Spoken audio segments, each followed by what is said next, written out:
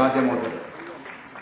నేను చాలా సందర్భాల్లో చెప్తా ఉంటాను, బీసీలకు న్యాయం చేసే దిశగా అడుగులు వేస్తున్నటువంటి మహానుభావుడు రాహుల్ గాంధీ గారు. భారత్ జోడో యాత్ర సందర్భంలో కన్యాకుమారి నుంచి కాశ్మీర్ వరకు వారి పాదయాత్రలో వారికి వచ్చిన వినతులు, వారికి వచ్చిన అభ్యర్థనలు, వారు విన్న రోదనలు, వారు ఆలకించిన పేదరికం అన్నీ చూసిన తర్వాతే ఈ దేశంలో కుల సర్వే జరగాలి, ఎవరు ఎంత నిష్పత్తి ప్రకారం ఉంటే అంత వారికి ప్రభుత్వ ఫలాలు అందాలి అనే ఒక నినాదంతో కుల సర్వేకి శ్రీకారం చుట్టినటువంటి మహానుభావుడు రాహుల్ గాంధీ గారు. మనందరి అదృష్టం వారి మధ్యలో ఇది కట్టడం. ఆయన ఆదేశమే తడుపుగా ఈ రాష్ట్రంలో మధుయేష్ గారు చెప్పినట్టు ఒక రెడ్డి అయి ఉంది కూడా ముఖ్యమంత్రిగా. ఈ దేశంలో అందరికన్నా ముందు కుల సర్వేకి శ్రీకారం చుట్టినటువంటి ఘనత రేవంత్ రెడ్డి గారికి దక్కుతుంది. నేను చాలా సందర్భాల్లో రేవంత్ రెడ్డి గారు చెప్పాను, బీసీల గుండెలో రాహుల్ గాంధీ గారు చిరస్థాయికి దానికి నిలిచిపోతారో, మీరు అదేవిధంగా నిలిచిపోతారు. దానికి కారణం ధైర్యంతో ఈ రాష్ట్రంలో కుల సర్వే చేపట్టినారు. గట్టిగా మిత్రులారా తెలుసుకోవాలి, దేశ స్వాతంత్ర భారతదేశ చరిత్రలో ఎక్కడ కూడా కుల సర్వే చేసే ధైర్యం ఏ ప్రభుత్వం చేయలే. కర్ణాటక, బీహార్లో చేసినా అవి కార్యరూపం దాల్చలే. ఇవాళ ఈ రాష్ట్రంలో వెనకబడ్డ తరగతుల మైనార్టీ కలుపుకొని 56% ఉన్నామని గట్టిగా చెప్పుకున్నటువంటి ఒక డాక్యుమెంట్ని ఇచ్చిన ఘనత కాంగ్రెస్ పార్టీ. మనం గతంలో చెప్పేవారం గౌడ్ల మింతున్నాం, కసాబులు మింతున్నాం ఇంత, కానీ అఫీషియల్ డాక్యుమెంట్ ఎక్కడా లేదు. ఇలా అఫీషియల్ డాక్యుమెంట్ ఇచ్చిన ఘనత ఈ రాష్ట్రంలో కాంగ్రెస్ పార్టీది. మేము ఘనంగా 56%కు పైగా ఉన్నాము అని చెప్పుకునే ధైర్యం ఇచ్చిన ఘనత కాంగ్రెస్ పార్టీ. ఆషామాష విషయం కాదు కుల సర్వే చేయడం అనేది. ఒక దృఢ నిశ్చయంతో స్వీకరించినటువంటి సందర్భంలో జరుగుతున్నటువంటి సమావేశం. కుల సర్వే చేయడమే కాదు,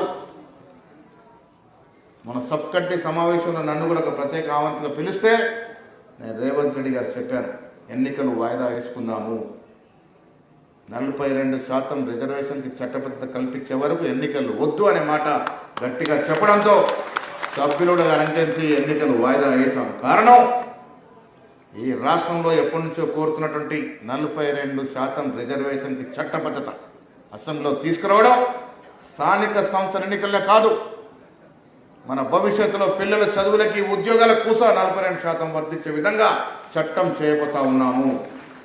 ఇది చిన్న విషయం కాదు మిత్రులారా. 70 ఏళ్ళుగా బీసీలో సీట్ల కోసము, ఉద్యోగాల కోసం తప్పిస్తున్నటువంటి పరిస్థితి. ఎస్సీలకు, ఎస్టీలకు ఉన్న హక్కు మనకు లేదు. ఇవాళ హక్కు వచ్చేటువంటి పరిస్థితి వచ్చింది ఈ రాష్ట్రంలో. 42% మాకు ఉద్యోగాల్లో, విద్యలో అవకాశాలు వచ్చే విధంగా ఒక హక్కుని కాంగ్రెస్ పార్టీ ఇవ్వబోతా ఉంది. ఇలా చాలా ప్రతిపక్షాలు మాట్లాడుతూ ఉన్నాయి. పెద్దలు చెప్పినట్టు కవితమ్మ గారు బీసీల గురించి మాట్లాడుతూ ఉన్నారు. ఇది రాజకీయ వేదిక కాకపోయినా నేను మీ ద్వారా వారిని అడుగుతా ఉన్నాను, 10 ఏళ్లుగా మీరు ఈ రాష్ట్రంలో బీసీలకు చేసింది ఏమిటి? సకల కుటుంబ సర్వే చేసి ఎందుకు టేబుల్ చేయలేకపోయినారు? మీకు చిత్తశుద్ధి ఉంటే ఎందుకు ఆనాడు ఇది టేబుల్ చేసి అధికారికంగా ఇంత సర్వేలో ఇంత కులాలు, ఇంత శాతం ఉన్నాయని చెప్పలేకపోయినారు? మీరేమో చేయలేదు 10 ఏళ్ళు, మేము చేస్తే తప్పులు తీస్తూ ఉన్నారు. మిత్రులారా, ధైర్యం, సాహసం ఉంటేనే ఇలాంటి కార్యక్రమాలు ముందుకు పోతాయి. ఇవాళ బీసీల ప్రభుత్వం ఇది. మనకు వెన్నుదన్నుగా వెనక రాహుల్ గాంధీ గారు ఉన్నారు. ఈ రాష్ట్రంలో బీసీలకి సువర్ణ అవకాశం వచ్చే రోజులు దగ్గరలోనే ఉన్నాయి. డెఫినెట్గా వచ్చి తీరుతాయి. ఇది కాంగ్రెస్ పార్టీలోనే సాధ్యమవుతుందనే మాట కూడా నేను గట్టిగా చెప్పదలుచుకున్నాను. వీళ్ళ కులాలు, నేను గౌడ కులంలో పుట్టాను, కసాబ్లో పుట్టారు. ఇక్కడ పద్మశాలి మా జగదీష్ గారు ఉన్నారు, అనిల్ గారు ఉన్నారు. మనం ఎక్కడ పలచన అవుతా ఉన్నాం ఒక్కసారి ఆలోచించుకోవాలి. అందరికీ కులాభిమానం ఉంటుంది. కులాభిమానంలో తప్పు లేదు, కుల పిచ్చి ఉండకూడదు. మనమంతా ఏకమై 56% ఒకటిగా నిలబడితే రాష్ట్రంలో మన భవిష్యత్తు ఏమిటో ఒకసారి ఆలోచించుకోవాలి. మనం కులాలుగా విడిపోయిన రోజులు, మనం సంఘటితం కానని రోజులు మనకు అవకాశాలు రావు మిత్రులారా. నేను మళ్ళీ చెప్తా ఉన్నాను, కుల అభిమానం తప్పు లేదు, కుల పంచాయతీ ఉండకూడదు, కటికలు గౌరులు వేరని నేను అనుకోవట్లేదు. మామూలైతారు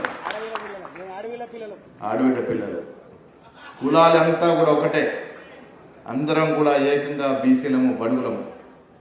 మనం ఐక్యంగా ఉంటే రాజకీయ అవకాశాలు వస్తాయి, ఉద్యోగ అవకాశాలు వస్తాయి, పిలిచి ఇవ్వాల్సిన పరిస్థితులు ఏర్పడతాయి. కావాల్సిందల్లా ఐక్యత. ఆ ఐక్యతతో ముందుకు పోవాలని మీ అందరికి నేను పిలిపిస్తూ ఉన్నాను. ఈ రాష్ట్రంలో ఎన్నికలకు ముందు ఇందాక జూపల్లి మంత్రులు చెప్పినట్టుగా 65 ఏళ్ల కాంగ్రెస్ టీడీపీ పాలనలో మన అప్పు 68,000 కోట్లు అవుతే, ఈ మహానుభావుడు తెలంగాణ ఉద్యమ నాయకుడిని మనం గౌరవించి ముఖ్యమంత్రి చేస్తే ఇబ్బడి ముబ్బడిగా శుతిలేని సంసారం నడిపి 6.5 లక్షల కోట్ల అప్పు చేశాడు. శుతిన్న సంసారం ఒక మటన్ షాప్ నడపాలంటే దాంట్లో వచ్చే ఆదాయం లెక్కేసుకొని మనం లోన్కి పోతాం. కట్టే కెపాసిటీ ఉంటేనే లోన్ తెచ్చుకుంటాం. ఈయన కట్టే కెపాసిటీ ఆలోచించలే, దూరదృష్టితో ఆలోచన చేయలే, కమిషన్ల కొరకు ఇబ్బడి ముబ్బడిగా అప్పులు తెచ్చి మన నెత్తిన రుద్దండి. ఇలా అప్పుల పాలైంది రాష్ట్రం. తెలంగాణ ఆవిర్భవించినప్పుడు 16-17 వేల కోట్ల మిగులు బడ్జెట్తో పుట్టినటువంటి తెలంగాణ ఇవాళ 10 సంవత్సరాల్లో 6.5 లక్షల కోట్లు ఆయన చేసింది. 70 ఏళ్ళు జరిగిన 68,000 కోట్ల అప్పుకుంటే 7.5 లక్షల కోట్ల అప్పులో కూర్చోబెట్టి ఫామ్ హౌస్లో పడుకున్నటువంటి సందర్భం. ఎవరు కట్టాలి అప్పు? మీరు కడతా ఉన్నారు. నెల తిరిగేసరికి 29న, ప్రతి నెల 29న 6.5 కోట్ల మన ఖజానా నుండి రిజర్వ్ బ్యాంక్ వెళ్ళిపోతాయి. మనం వద్దన్నా పోతాయి, ఆపినా పోతాయి. ఇది ప్రపంచ బ్యాంక్ నుంచి తెచ్చుకున్న రుణం కాబట్టి. మరొక 6.5 కోట్లు జీతభత్యాలు. రాష్ట్ర ప్రభుత్వం నడుస్తుంది ఇంకొక 6,000 కోట్లతో. ఆర్థిక నిర్బంధం ఉన్నా ఎన్నికలకు ముందు ఇచ్చినటువంటి వాగ్దానాన్ని కూడా పూరిస్తూ ఉంది కాంగ్రెస్ ప్రభుత్వం. మహిళలకు ఉచితంగా బస్సు ఇచ్చాం. ఆషామాషి కాదు, కొన్ని కోట్ల మంది ఇలా మహిళలు ఉచితంగా బస్సులో ప్రయాణం చేస్తూ ఉన్నారు. 200 వరకు యూనిట్లు కరెంటు కాల్చుకుంటూ ఉచితంగా కొన్ని లక్షల కుటుంబాలు వాడుకుంటా ఉన్నాయి. వారు 10 ఏళ్లలో రైతు రుణమాఫీ 28,000 కోట్లు చేస్తే మనం 11 మాసాల్లో 22,000 కోట్ల రుణమాఫీ చేశాం. రైతు బంధు ఇస్తూ ఉన్నాం, పెన్షన్ పెంచబోతా ఉన్నాం. 10 ఏళ్లలో ఒక్క డబుల్ బెడ్రూమ్ ఇల్లు, ఎవరన్నా ఆర్థిక సోదరికి ఒక డబుల్ బెడ్రూమ్ ఇల్లు వచ్చిందా? 10 ఏళ్లలో. ఇవాళ ఇందిరమ్మ పేరిట అడిగింది అదుగా ఇల్లు ఇవ్వబోతా ఉన్నాం. 10 ఏళ్లలో ఒక్క రేషన్ కార్డు ఇచ్చిన పాపాన పోలే కేసీఆర్. అడిగిన ప్రతి బీదవాడికి రేషన్ కార్డు ఇవ్వబోతా ఉన్నాం. అదే కాదు, బీదల కోసం వాళ్ళు 10 ఏళ్లలో ఇచ్చిన ఉద్యోగాలు 55,000 అయితే మనం 11 మాసాల్లో ఇచ్చిన ఉద్యోగాలు 56,000. అంటే నెలకి 5,000 ఉద్యోగాలు ఇచ్చాం మనం. సంవత్సరానికి 5,000 ఉద్యోగాలు ఇస్తే అన్నిట్లా కూడా ప్రజల శ్రేయసే ధ్యేయంగా ముందుకు పోతున్నట్టు కాంగ్రెస్ ప్రభుత్వాన్ని మీరు ఎన్నికల ముందే ఆదరించినారో అదే మాదిరిగా భవిష్యత్తులో ఆదరించాలి. చిన్న చితక తప్పులు జరుగుతాయి, కొంత నిరాశ నిస్సలు ఉంటాయి, ఆర్థికంగా ఇబ్బందులు ఉన్నాయి కాబట్టి. కానీ ఏదైనా కాంగ్రెస్ పార్టీ ఒక వాగ్దానం ఇస్తే, ఆనాడు సోనియా గాంధీ తెలంగాణ ఇస్తానని ఎట్లా ఇచ్చినారో ప్రతి మాట, ప్రతి అంశం, ప్రతి వాగ్దానం తూచా తప్పకుండా ముందుకు తీసుకెళ్తామనే మాట కూడా ఈ సందర్భంగా మనవి చేస్తూ ఉన్నాను. ఆరెకటికలతో నాకున్న అనుబంధం చాలా పాతది. నేను కరాటే మాస్టర్గా ఉన్నప్పుడు కసాబ్ గల్లీలో ఉండేది. అందరూ మిత్రులు ఉన్నారు. మీ సమస్యలు తెలుసు, మీ వ్యాపారము తెలుసు, మీ ఇబ్బందులు తెలుసు, మీ ఆర్థిక భారము తెలుసు. అందుకే ప్రభుత్వ పరంగా మీరు అడుగుతున్నటువంటి డిమాండ్లు పెద్ద డిమాండ్లు ఏం కావు. ఇవాళ మధ్యాహ్నం ముఖ్యమంత్రి గారు మాట్లాడి, రేపు అసెంబ్లీ సమావేశాలనే గవర్నర్ ప్రసంగం ఉంది, దానికోసం నేను తరఫీ చేయాల్సిన అవసరం ఉంది, మీరు వెళ్ళండి అని చెప్పినప్పుడు నేను వెళ్తాను, కానీ కొన్ని వాగ్దానాలు చేయాల్సి వస్తుంది, చేసి వస్తానని మాట కూడా చెప్పడం జరిగింది. ఆరేకల్పై కటికి కార్పొరేషన్ గురించి తప్పకుండా ప్రయత్నం చేద్దాం. జూపల్లిగా చెప్పినారు, 10 ఏళ్ల బీఆర్ఎస్ పాలన ఒక్క కార్పొరేషన్కి, ఓబీసీ కార్పొరేషన్ కూడా ఓ 10 లక్షలు ఇచ్చిన పాపారా పోలే. కార్పొరేషన్ చేయడం కాదు, దాని నిధులు కూడా ఇచ్చే పరిస్థితి ఉండాలి. ఆ దశగా ప్రయత్నం చేస్తామనే మాట కూడా సందర్భంగా మనవి చేస్తా ఉన్నాను. BCD నుంచి BCAకి అడుగుతా ఉన్నారు. నేను శ్రీనివాస్ని అడిగాను మన మేనిఫెస్టోలో ఉందా అని, అప్పుడు పెట్టలేదు. కానీ దీనికోసం ప్రయత్నం చేస్తాం. మీ హక్కు అయినటువంటి, మీ కుల హక్కు అయినటువంటి గౌలిగూడ స్లాటర్ హౌస్ కానీ, జయగూడ స్లాటర్ హౌస్ కానీ తెరిపించే ప్రయత్నం చేద్దాం. ఇవాళ రేవంత్ రెడ్డి గారి ఆలోచన యావత్ ఆసియా ఖండంలోనే ఒక పెద్ద మార్కెట్ రింగ్ రోడ్ పక్కన కట్టాలని. ఎవరు నా భూతో నా భవిష్యత్తు ఎవరు ఊహించని విధంగా కొన్ని వందల ఎకరాల్లో ఇంటిగ్రేటెడ్ మార్కెట్ కట్టబోతా ఉన్నాం. దాంట్లో కొన్ని ఎకరాలు మీ సంఘాలకి ఇవ్వబోతా ఉన్నాం. ప్రత్యేకంగా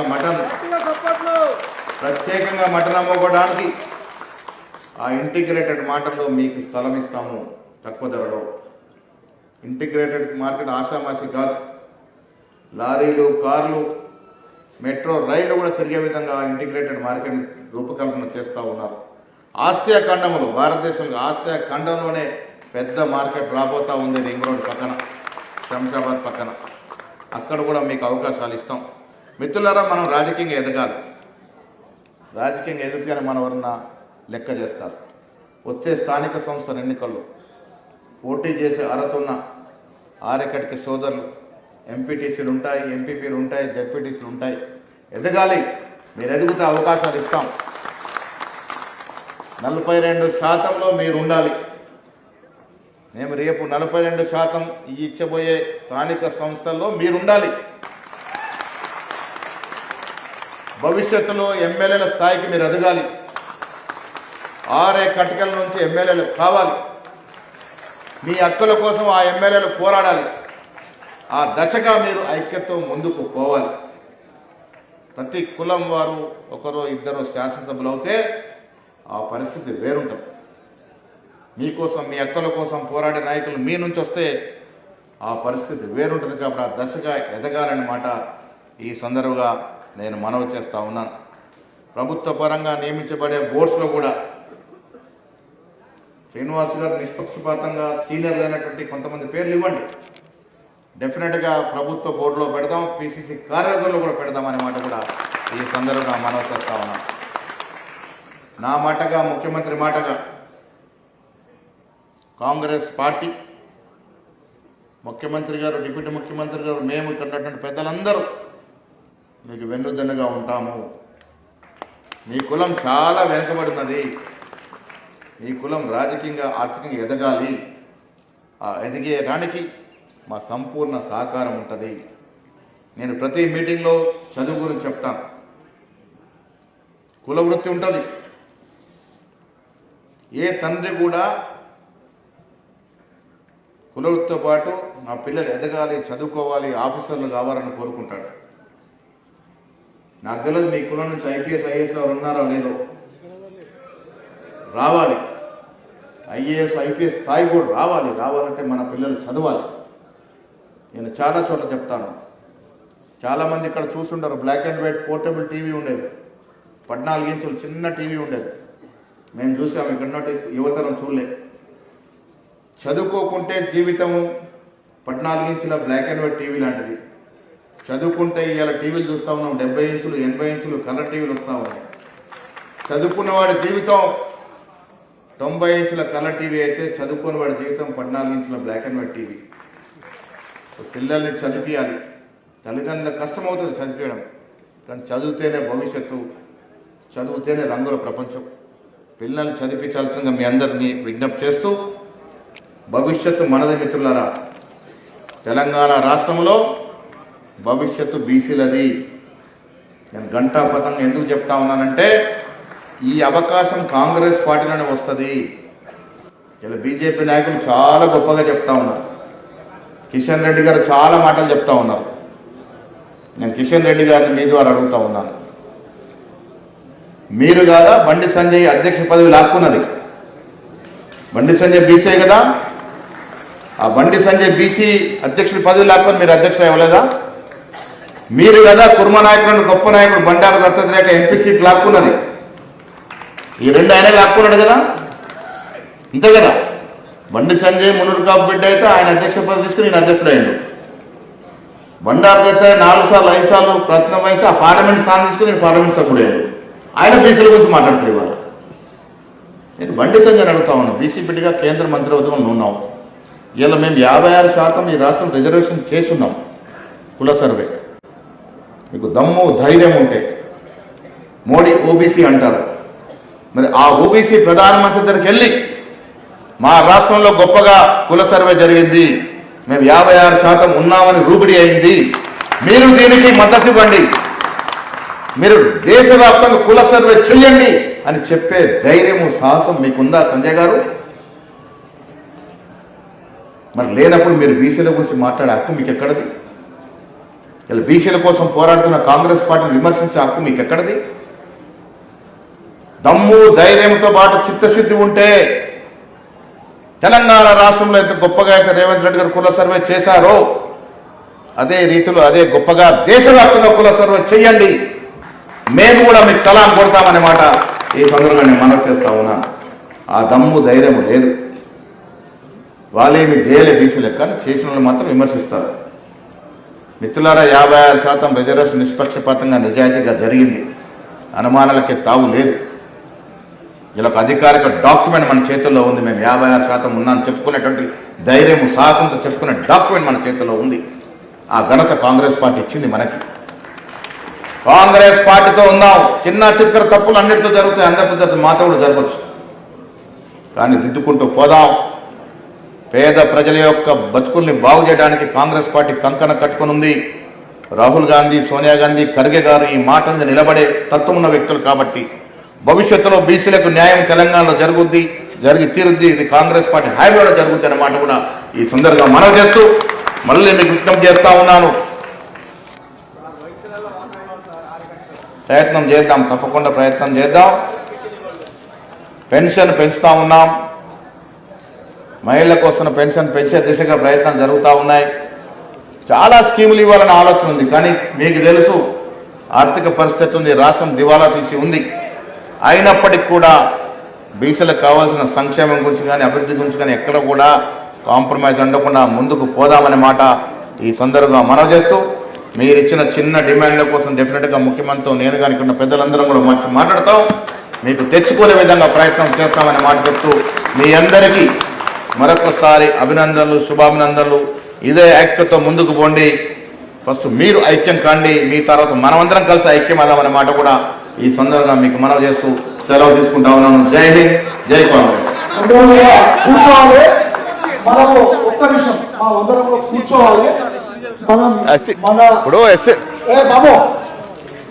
ఎస్సీ రిజర్వేషన్ డిమాండ్ ఉంది. మహారాష్ట్రలో మీరు ఎస్సీలుగా ఉన్నారు, ఆంధ్ర తెలంగాణలో డీలో ఉన్నారు, కొన్ని రాష్ట్రాల్లో ఏలో ఉన్నారు.